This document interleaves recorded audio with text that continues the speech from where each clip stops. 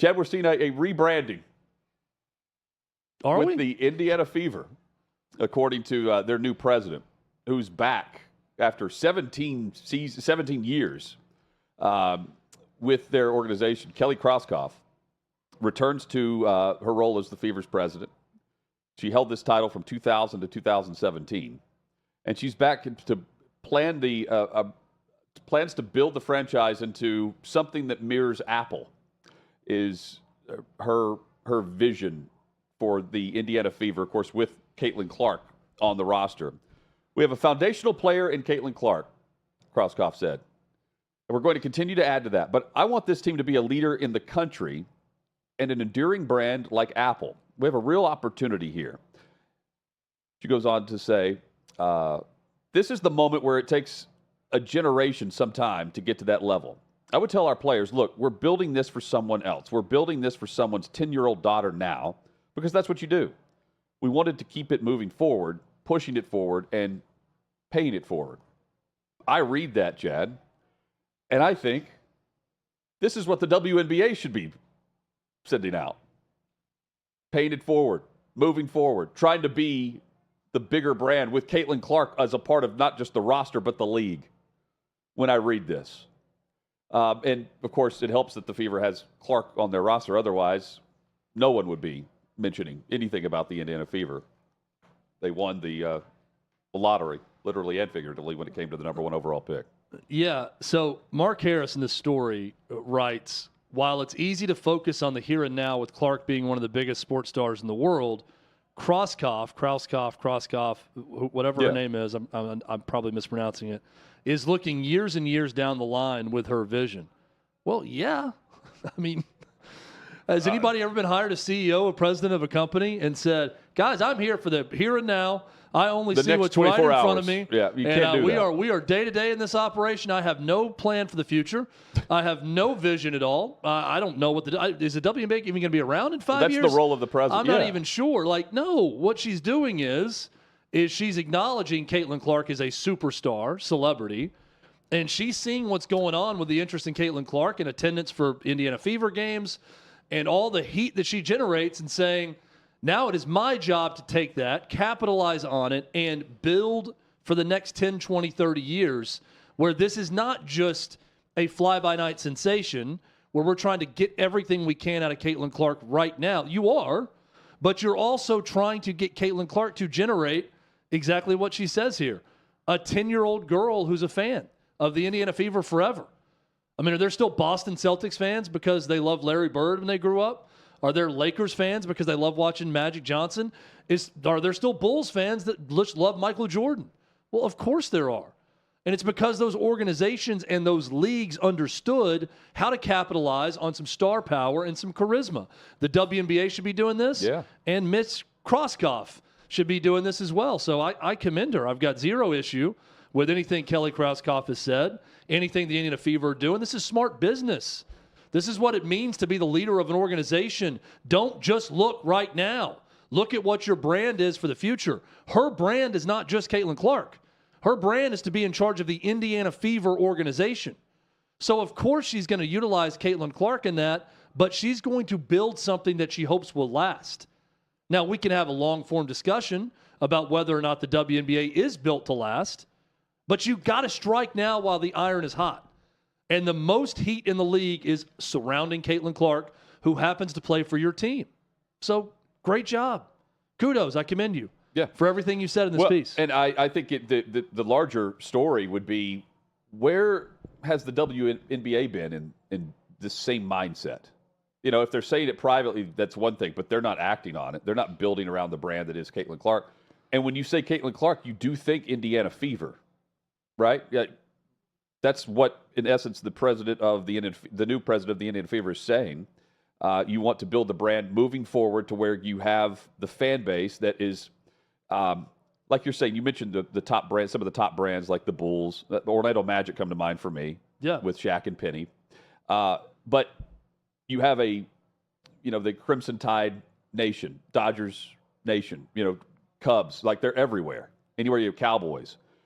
That's what Indiana's trying to do, that franchise. Now, whether or not they pull it off post Caitlin Clark is another story.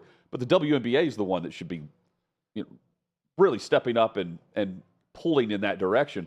And I think in large part, at best, they're stuck in neutral because I don't know if they've built on the brand of the WNBA the way they should have, at least in this mindset, with this type of focus. I think it's a no-brainer, really. Yeah, it's not like bravo. It's like, okay, yeah, you're doing exactly what you should be doing. Right, and she was with the organization from 2010 to 2017, or 2000 to 2017. I don't even know the Indiana Fever was around in 2000. Regardless, Same. she was around 2000 to 2017 and has now come back in this role, and she kind of wants to mirror Apple. Now, that's ambitious, I would say, to reference Apple with what you're trying to build. But here's the thing. You can become the Coca-Cola or the Apple of the WNBA. Yes. That's the opportunity in front of you. You could be the New York Yankees. You could be the Dallas Cowboys. Well, you have a chance to seize on not just I don't know how long Caitlin Clark's going to play. Let's say 15 years. Not just the 15 years of Caitlin Clark in the league, but here is the chance to make ourselves the Apple of the WNBA. And that's something that lasts longer than Caitlin Clark. So, of course, she needs to be looking with that sort of vision. Yeah, but see, the WNBA should be Apple, and then the NFL Fever should be the iPhone.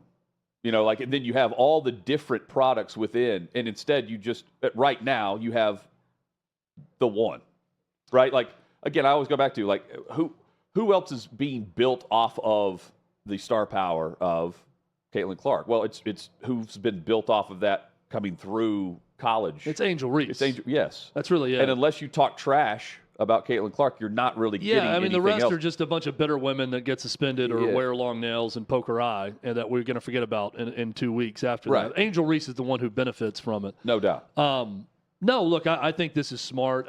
It's funny to think, Indiana Fever and New York Yankees and Dallas Cowboys, that those are very different franchises, but everyone has to start somewhere.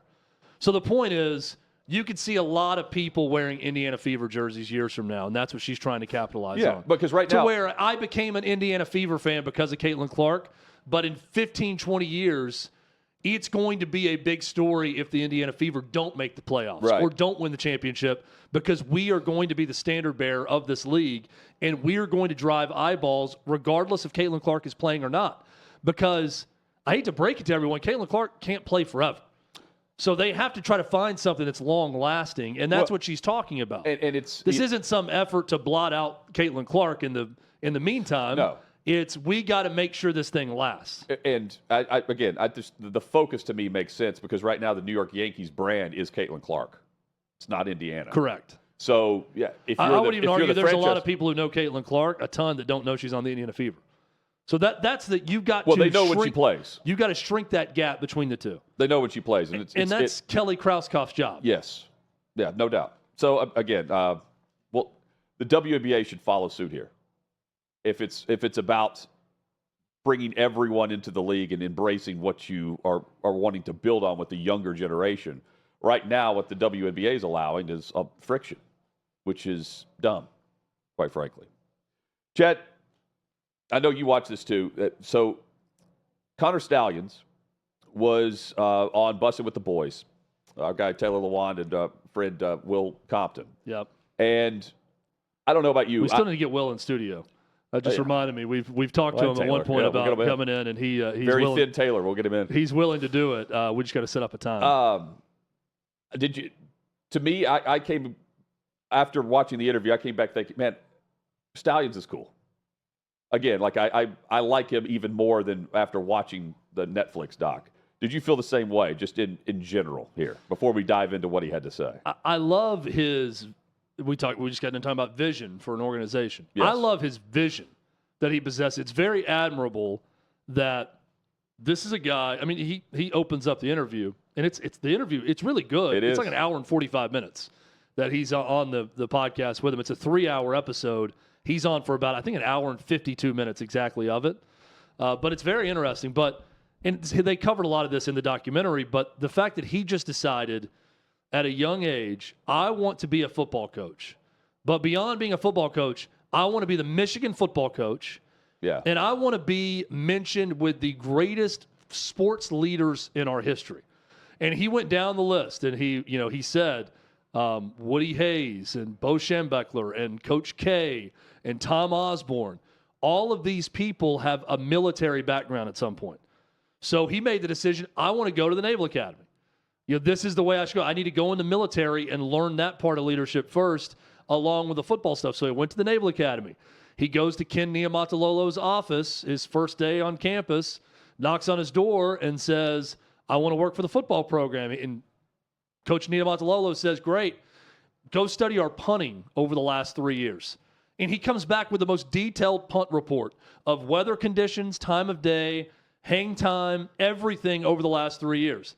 And just blows the coaching staff away with that level of detail. So I do respect that part of everything he's done. That, like, here's a guy who every assignment he gets. I had a professor in college who said, if you get assigned to move chairs at a convention, you need to be the best damn chair mover people have ever seen. Move quicker than everyone else. Be available. Do it where someone notices you. Yeah. Right? And I remember they asked the question, who here knows Michael Jordan? Everyone raised their hand. Oh, I know who Michael Jordan is. Well, does Michael Jordan know you? And Michael Jordan didn't know anybody in the class. And the point was, well, you need to do something because you don't know if Michael Jordan's in the audience. You don't know who's watching you at any given time. Right. So work like hell to make sure that whoever notices you that could impact your life will notice you in a positive way. That, to me, is Connor Stalions. That's kind of how he branded himself and everything he did as a worker. Now, we can get into some of the, I don't know if smugness is the right word, or some of the non-answers on certain things, but I have where a he theory on doesn't this. want to bury people still. He doesn't want to bury Michigan. I don't think he wants to bury Ohio State either, because he was asked, do you know who's you at Ohio State? And he said, of course, and he's very good. But he's like, I'm not going to mention any names. To me, that is smart if you want a career in coaching. That, eventually. to me, is the military aspect of him. Yeah. No secrets are going to be revealed here. You're not going to torture me into telling you anything about, the underground of what's going on. He's great at that, and he's never going to bury Michigan. So I tend to believe him when he's talking about the aspects of the underground world of sign stealing and what he has to say. Chad, there's a theory going, there was a rumor that, maybe South Carolina had information on Tennessee whenever South Carolina blew them out. This is the same game where Hendon Hooker tore his ACL when Tennessee was on the path to going to the college football playoff. And they were about to play Vandy. He had on his spreadsheet tickets, Connor Stalions did, tickets for someone to go to Vanderbilt to watch a potential future opponent for the Michigan Wolverines. Here is Taylor Lewan and Will Compton discussing this with Connor Stalions and the underground sign-stealing world about whether or not they were future scouting possible opponents. South Carolina gets signs from you to steal from Tennessee and Georgia.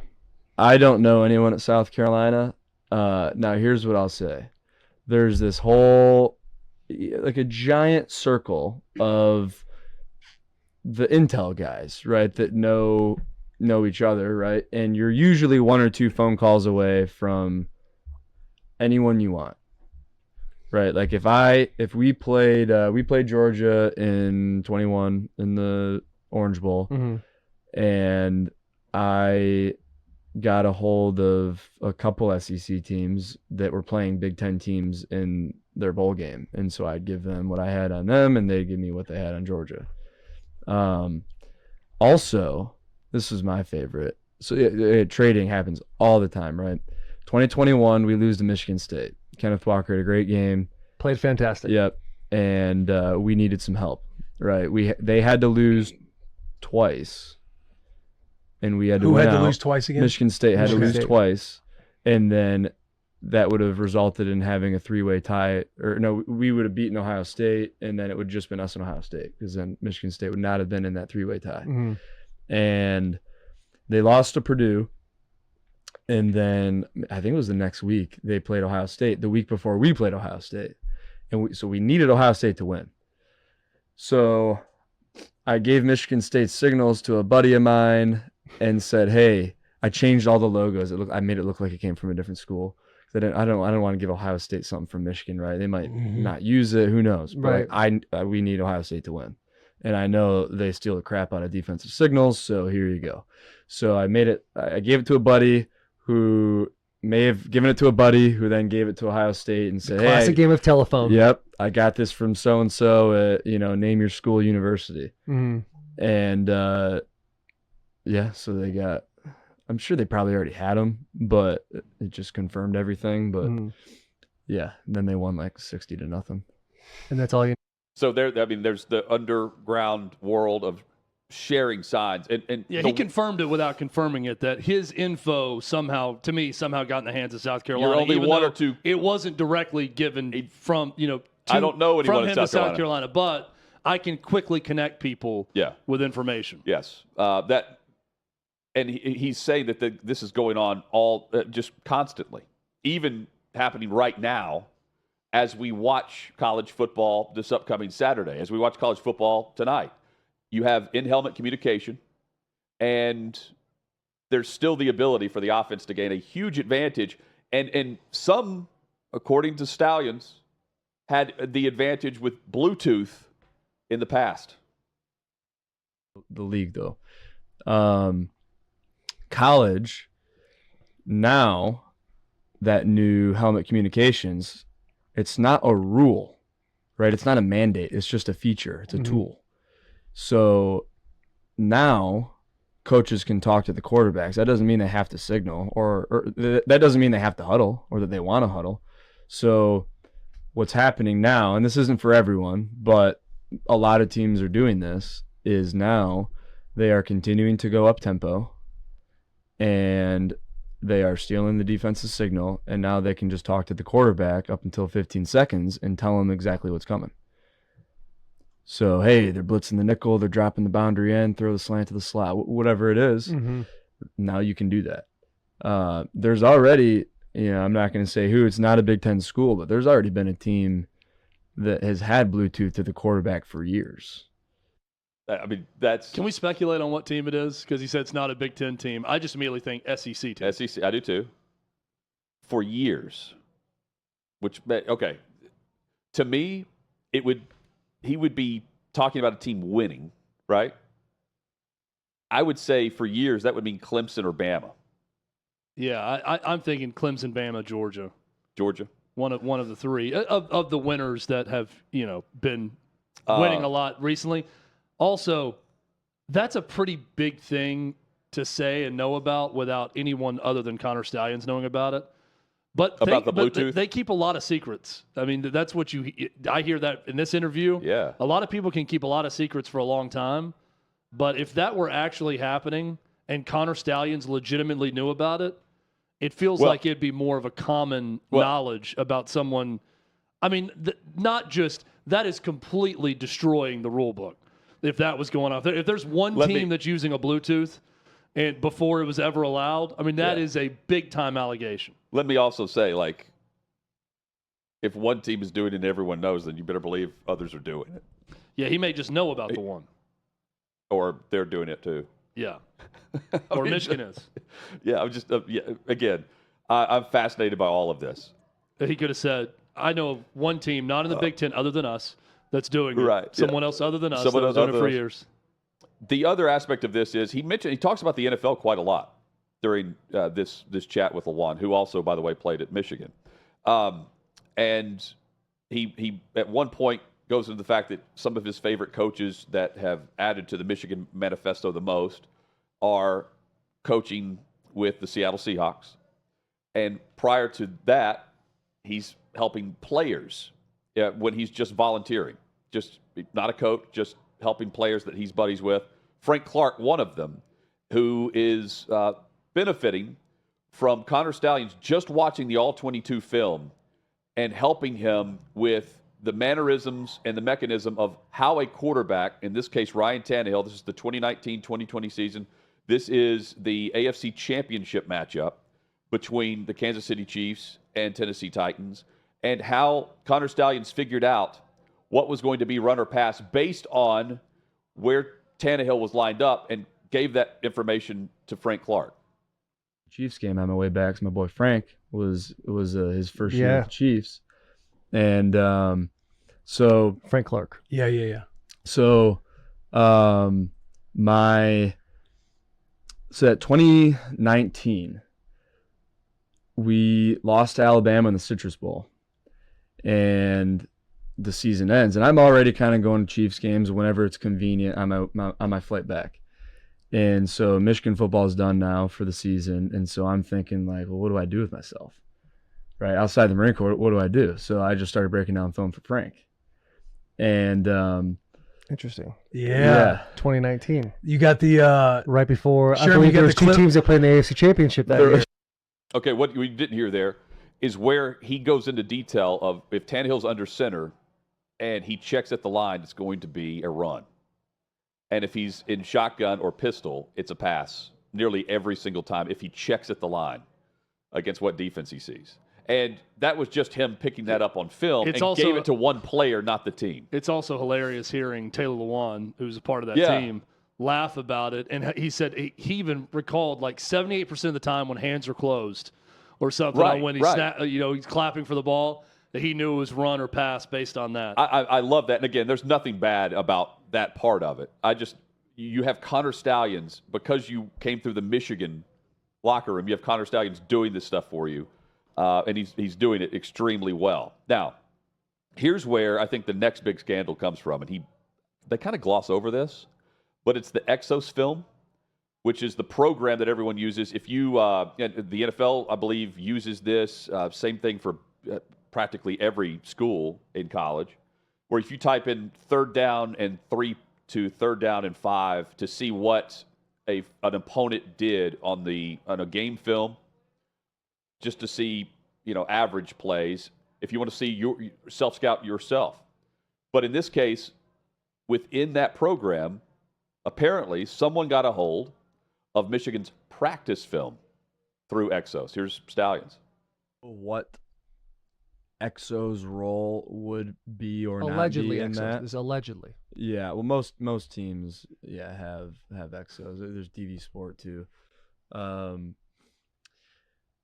All I'll say is I have seen other Big Ten schools' signals. I'm talking the original signal film that was like a GA doing the signals in the quarterback room, right? Like the players would have on Catapult to study. Mm.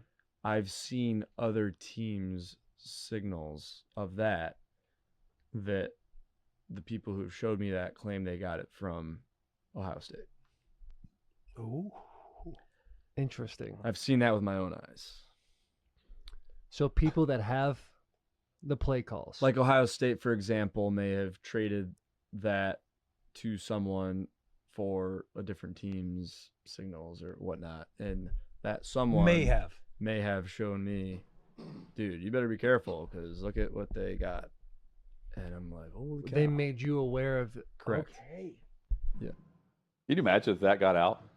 Incredible. Do you believe him? I do. I don't do. know about the Ohio State aspect of this. Yeah, I think anytime If everyone's trading, I I'm saying. tend not to believe him anytime he starts accusing Ohio State of some of the same stuff he was doing, but I do believe that something happened with Exos and all that. I tend to believe that one. Hutton, the level of detail he goes into about the sign stealing and the whole operation. And, Yes. And he's clearly still buddies with Mike McDonald because he mentions multiple times he was at the Seahawks game. Yeah, yes. He went to Michigan, Washington, and then went to the Seahawks game the next day. Yep. And he talks about Mike McDonald being one of the smartest coaches he's ever been around. But he says Mike McDonald came to me and said, I just want to call defensive plays and be the defensive coordinator. Can you help stop teams from stealing my signs?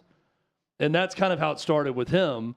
And he goes in this lengthy thing about it's the defensive signals that are the easiest to steal because teams are playing so fast and they make you commit with the same personnel that a lot of times it's easier to pick up defensive signals than anything else, which kind of goes in line with Tennessee, South Carolina. Yes. Where it looked Yes. like South Carolina knew exactly what Tennessee was going to do defensively and killed them because Tennessee put up a ton of points and yards in that game, even after Hendon Hooker went out hurt.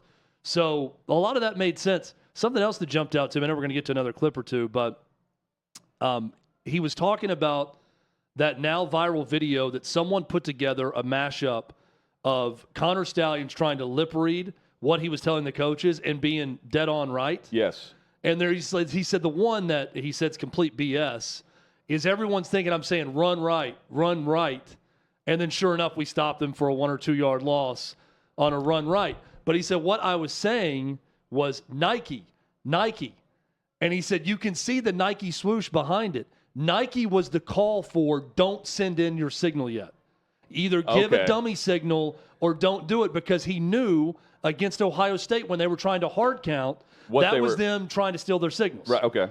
So Now, he put it all together that Ohio State had their signals. He talked about the cat and the mouse. You know, this year we were 100% the mouse. They were 100% the cat. By the end of his time there, it was about 82-18, cat versus mouse. practically everyone. So he realized when they're hard count that they're just looking at our sideline for signals, and they've got our signals down. So Nike was the call to not give a signal yet, to wait. So the defense looked at the sideline, and if they saw Nike, it meant nothing until the last possible second, where they couldn't relay that to the offense. And who's the cat, who's the mouse, who's the hammer, who's the nail would depend on, and he would detail this. It's fascinating stuff. Who was the best at hiding signals, right? Yeah, East Carolina. Surprisingly, ECU he said was the best he's ever encountered. He mentioned Nebraska. Well, he mentioned Nebraska kind of playing games with him. They had his high school logo up on one of their signs. Said Michigan State was the easiest, I believe. He said he thought 2 Big Ten schools only would not try to steal signs. Rutgers was very good. Michigan State and Iowa. He said he knows Iowa has never stolen signs, never tried to. And Michigan State, he said they were so bad at hiding their signs, they weren't doing it. And Iowa huddles. And he said Michigan huddles. He joked about a Michigan-Rutgers game where he knew the Connor Stalions on the Rutgers side, and they got done with the game. It was like, well, we didn't do a thing today, because both teams huddle and there's no signs given from the sideline, so there was nothing to do. So even you mentioned the Rutgers aspect of this. How many Connor Stalions are there in college football? Here he is. Ohio State having their own Connor Stalions. How many of the Power 4 conferences have a Connor Stalions? I mean, it's got to be 80 to 90%. 80-90%. But let's the Big Ten before. Well, I'm sure USC does. I'm sure Washington probably does. Any team worth of shit has. The only 2 teams that, to my understanding, did not were Iowa and Michigan State in the Big Ten. Mm-hmm. To which I said, why not? But for everything that now we discussed, know Iowa's so bad on offense. Yeah. For everything that we discussed last season about Michigan, isn't it that hearing that in detail, that's why no one came and spoke out, like when they're saying everyone's doing it. I mean, they were doing it to some extent. Now, were they advanced scouting? That's the one thing that he says that he did not do. But again, I go back to his answer on South Carolina. Guys, can we play the clip just briefly, the first one that we played, and how he answers the South Carolina advanced scout question, and whether or not South Carolina used the information that Connor Stalions would have had about a possible future opponent of the college football playoff in Tennessee. Again, we'll just play like the first 10 seconds or so of how he answers this question to the guys. South Carolina gets signs from you to steal from Tennessee and Georgia. I don't know anyone at South Carolina. Now, here's what I'll say. There's this whole, like a giant circle of the intel guys, right, that know each other, right? And you're usually 1 or 2 phone calls away from anyone you want, right? Like if that right there tells me that everyone's doing it to some extent, and you eventually get information from advanced scouting that someone else did, right? Like that's how I take that as a very. I don't think he's lying there. I think he's telling us without telling us. Yeah, I also think he's the Don of the mafia when it comes to that. So it's just like a federal case is being levied against organized crime. They're going to go to the lower-end guys, and then they're going to try to get the lower-end guys to go up to the middlemen, and then the middlemen to go up to eventually get the boss. Yeah. Connor Stalions is boss sign stealer. That's my takeaway from all this. I think he was the smartest about it in a lot of ways. I think he worked harder than everyone else at it. I do think he was Venmoing people and buying tickets Oh, he definitely for was those doing to that. go and advance scout. And I don't think everyone else was doing that. Now, I believe him when he says 80 to 90% are trying to steal signs. Oh, yeah. Sure. And they're probably, they got multiple GAs studying the signs every game and looking over all that. I'm sure is happening. So it is going on. But I think it'd also be a mistake to act like he still didn't do more and go above and beyond. But the way this guy is built and wired and hearing him talk, I don't think he thought he was doing anything wrong. I just think he believes he was doing his job better than everyone else and working hard. Not just job, his hobby, his passion, his his addiction. The guy's in the Marines and he's sleeping at truck stops and taking red eyes to Michigan games to work that, and then coming back and all he's thinking about while he's in the Marines is football and how he can get back to working on football things. I mean, he's got an obsession about it, and he's certainly got a work ethic. Yeah, and he's doing it for his team. Like I think the info that he doesn't admit is protecting Michigan. You see what I'm saying? Everything else is that he's saying he did is within it's unethical, however you want to look at it, but it's not against the rules, right, of sign stealing from the sideline. And they didn't ask about the Michigan State Central Michigan game. I was hoping they would. I also believe that anybody that listens to that interview or hears Connor Stalions or watches the documentary, you'd be crazy to not want that guy for your program. Oh, yeah. And especially, Michigan got the best of all worlds because this dude is a Michigan truther, diehard loyalist from the state his whole life, and he's never going to do anything to jeopardize that program. He's still going to every Michigan game, even now. He's coaching his high school team, and he's coaching, and then he's going to every Michigan game. And the guy loves the Wolverines as much or more than anyone. How about what he said, where he said at the USC game, he's like, he's watching the game, and he's taking notes on his phone or whatever. And he's like, Lincoln Riley, they're still doing this off of this sign. Like, he hasn't changed anything. Based on, some coaches haven't switched what they were doing, which is I don't think he's just bizarre. the type also cannot turn his mind off when it comes to those things. They also asked him about the manifesto, and he said, I don't know the exact page count, but he said, I will tell you that it's a Google Doc, and that I know that they cut it off at 1,000 pages. You can't go over 1,000. Yeah. He's on his third Google Doc. That's one manifesto. Crazy. And it's just an extremely detailed version of what a lot of young coaches will do, where they basically have a go packet ready if they're interviewing for a head coaching job of staff, of how they would work everything. But he talked about, I've got a section for logistics on away games and how I would organize it and the way it would go. And he's got the recruiting section. Detailed by county, city, town. Organizational charts. Yeah. He said it's very military-like the way he set up his program.